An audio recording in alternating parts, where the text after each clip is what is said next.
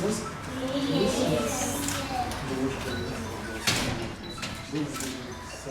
Geç tarafa böyle oturun. Başlama. Bir tarafa doğru geç. Bir tarafa doğru geç. Hocam hoş geldiniz. Nasılsınız? Bunlar bizim çocuklarımız. İdeal Eğitim Vakfı'nın bünyesinde İkra Çocuk Kültür Merkezi'nde 4-6 yaş grubunda eğitim alan. Biz de hiçbir zaman bunu gündemimizden düşürmedik. Daha önce de bu tür çalışmalarımız olmuştu. Bu tür programlarımız vardı.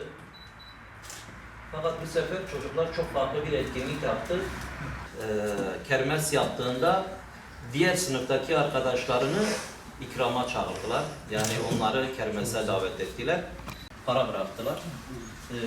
Toplam hepsi burada bu şekilde topladık. Hem hocalarımıza bunu Gazze'deki çocuklara göndermek için Yetimler Vakfı'nı seçtik.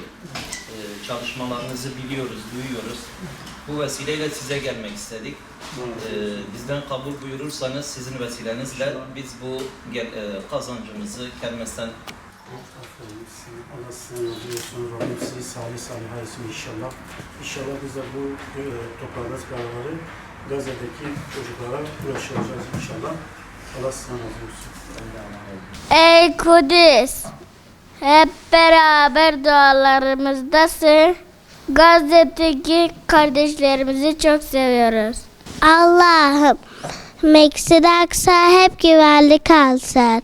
Kudüs bir şehir değildir, o dindir, imandır, davadır.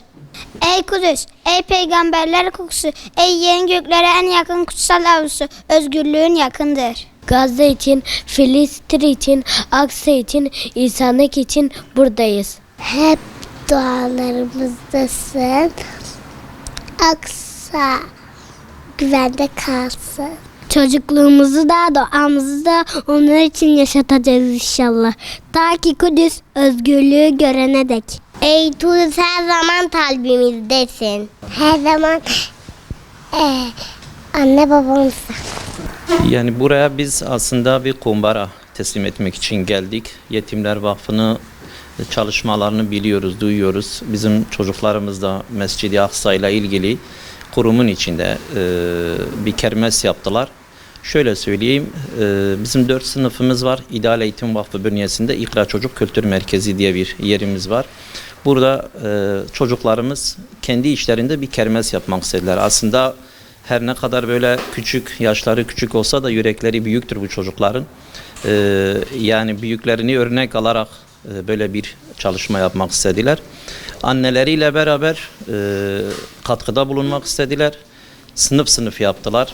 Her kermes yapan sınıf diğer sınıfları davet ettiler. Bu şekilde Gazze'ye yardımcı olmak, oraya bir miktar, bir nebze de olsa yardımcı olmak istediler. Bu vesileyle hem bu yüreği büyük çocuklara çok teşekkür ediyorum. Yine bize katkı sunan annelerine çok teşekkür ediyorum. Ayrıca da bu tür çalışmaları yapıp çocuklara bu bilinci veren hocalara da tekrar teşekkür ediyorum.